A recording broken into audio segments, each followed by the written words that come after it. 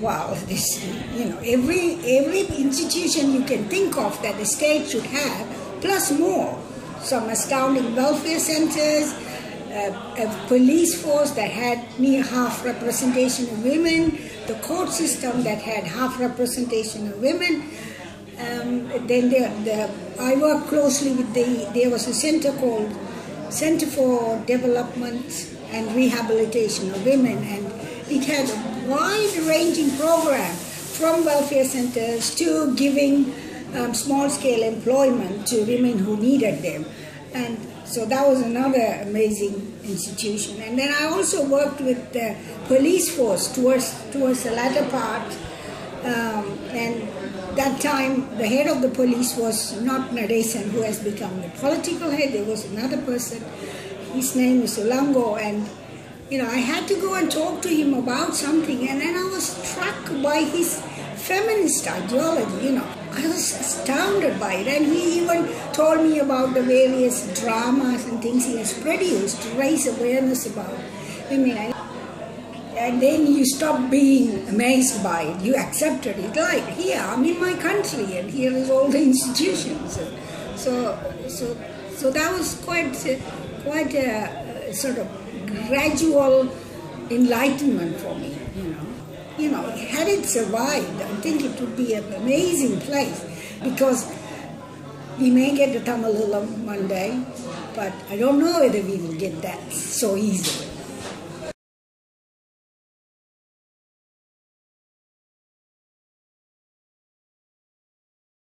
By then you have been bombarded with this international campaign of child soldiers within LTTE. So, the effect it had on Tamil activists was oppressive, It was so oppressive, and you didn't know how to deal with it because there wasn't enough countering evidence that came out from Vanni. I mean, that's something I think LTTE, due to lack of resources or otherwise, it didn't happen. So, in fact,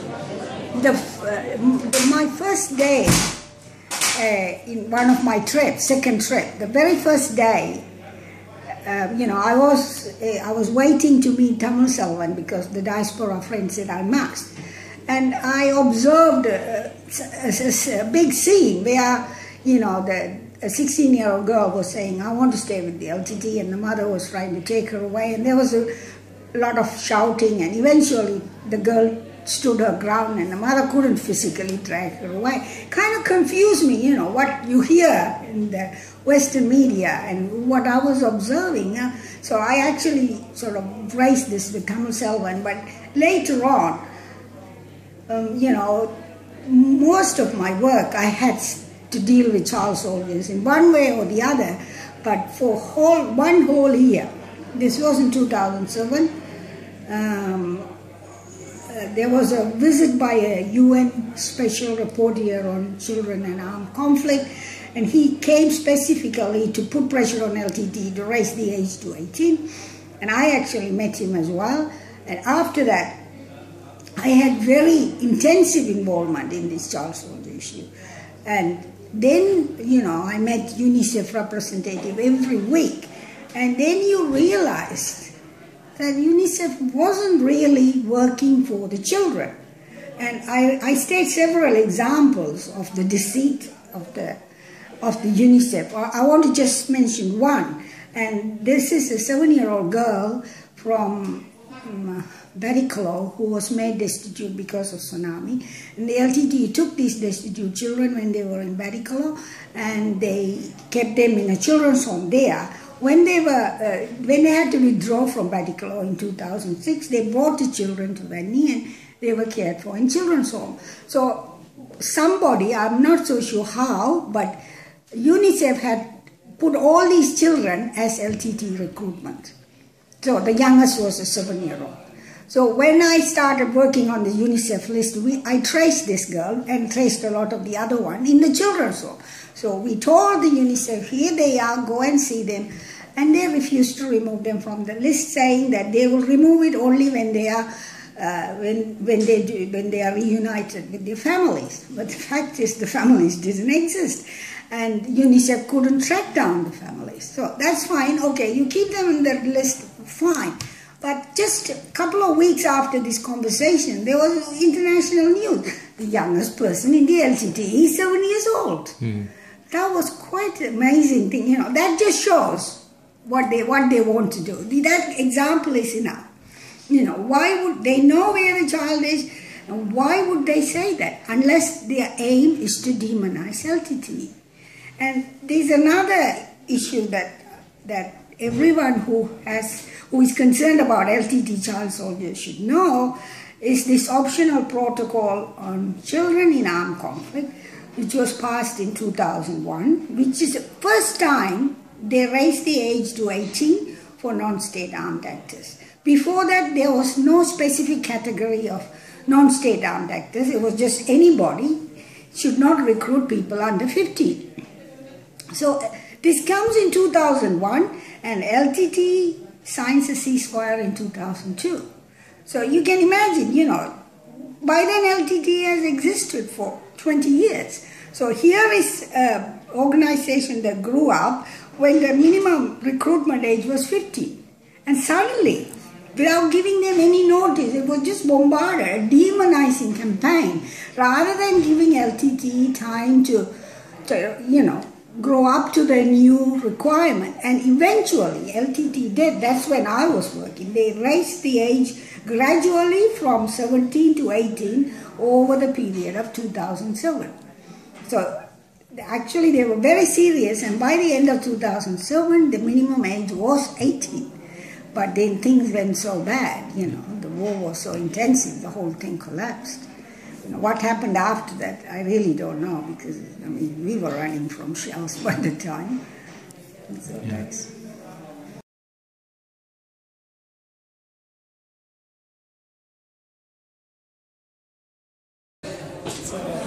You know, there was the diaspora put in resources to create lots of tertiary institutions, mainly IT teaching. So that was quite well developed. The Vanni Tech was quite extensive. Well, it was almost like a university. You know, highly, and some diaspora teachers were there.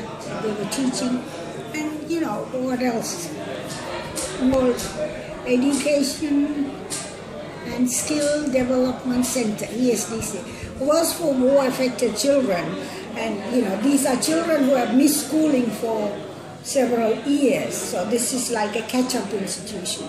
So that was another quite impressive center that was being run. The money went for all of these things. They were doing social service. Yeah. The education. Let me just go one at a time. So the education, there was educational assistance given to the poor children. You know, children whose parents couldn't support their education. You know, there was a special branch under the education division of the LTTE, which gave special assistance to children in need. And then there was this high level, tertiary level educations. The Vanni service, which was actually providing prostitute services, and Vanni was full of people without at least one arm and one leg. You know, there's another thing that how the disabled people were integrated into the society. You know, you wouldn't find that anywhere else. You could be working with them and you wouldn't know that they are disabled. So, and then this Vanni service, this was all free, you know. So this is a state that was giving these healthcare services, and where did the money come from? And then all the children from. It ran the courts, and all the employees in the court has to be paid. You know, LTTE employed a huge number of people in them, huge, and they had healthcare services, you know, which supplemented the existing healthcare services. And they had a lot of, you know, employees. They actually had a special training for what they call medics, you know, so they would go to remote areas and provide primary healthcare services. So that was another one. And then, that was another big one, which was actually revenue consuming than revenue generating. They had Vanni-wide karate training for each and every children. That was, and then karate competition, region-wide was quite. It was such a healthy thing. I think, where else do you find that in the world, right? So who paid for all that? This was given to children free, so where does the money come from there? And then all other kinds of sports activities, cricket and soccer, the people who used this, they didn't pay, like in other countries where you join a club, you have to pay some money. It was all free.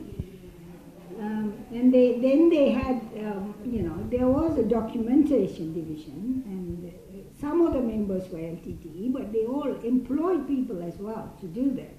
So it goes on and on. Basically you had a state which didn't generate enough revenue to provide all those services. So they couldn't all of them couldn't be LTTE members, who worked free.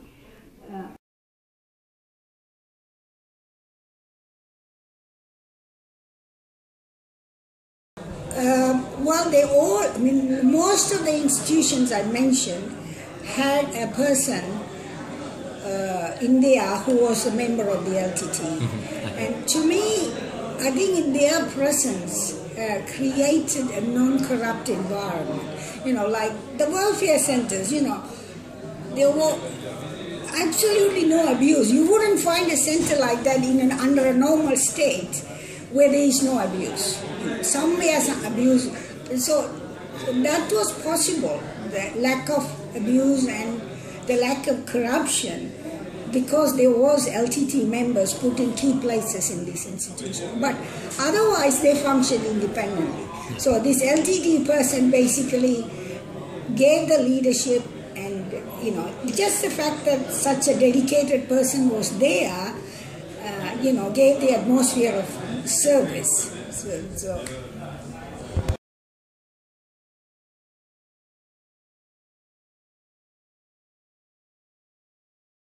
who have given money to TRO.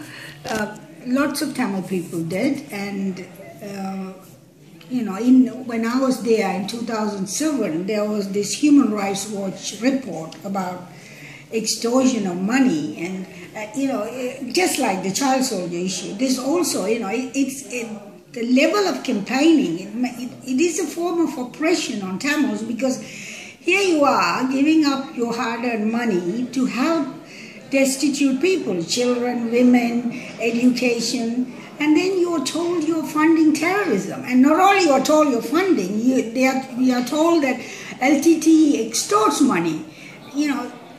That's not extortion, but the way this particular Human Rights Watch report was written was so negative. The kind of wording that was used it paints a picture of this gruesome group that's going and grabbing people's neck and say, give us money or else.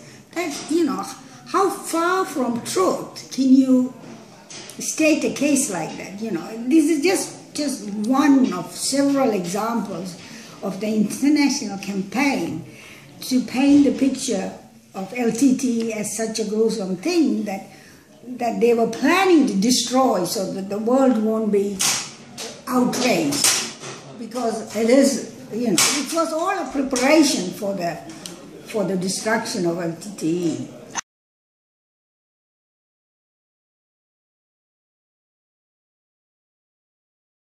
And again I'd say this, that to me, it's the loss of what women have gained that's really painful. It strikes you. My initial contact with Vanni was with the children's home. So one of the things that immediately strikes you is how the people who work there, the staff, they are their commitment to taking care of people who were under their care. So it's they weren't there working for a salary, you know. It's quite a rich environment, you know. The resources were so minimal, you know. But the way the staff talked about the children or the mentally ill women or, you know, all these other welfare centers, you know, the relationship they had with their people there was unique, definitely unique.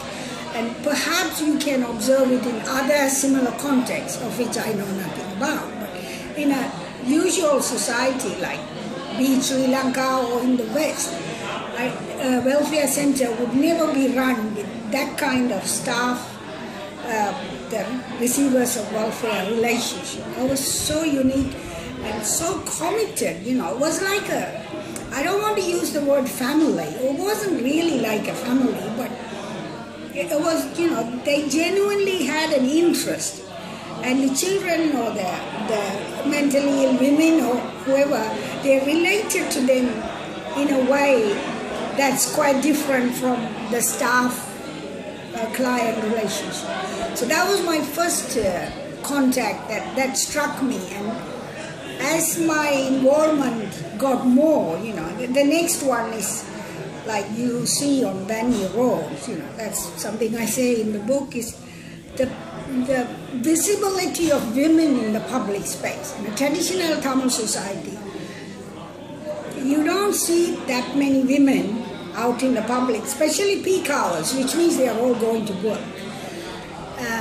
And then I got to know a lot of women, both civilians and LTTE, and you know, they were quite forceful women. They were not, you know, the usual subordinate women. They were quite forceful in their expressing their views and also in taking actions to deal with issues that they were facing. And in fact, recently one of these women who were from Vanni told me that how the LTT leader Prabhakaran used to tell them, you know, learn to be stubborn, learn to stand your point. You know, in Tamil you say pudivadam, which means, you know, I don't think you can translate it exactly, but it means stick to your guns. You know, so that it was a culture that was nurtured among women. So that was the next thing that struck me. And then of course I got to know about all the different institutions,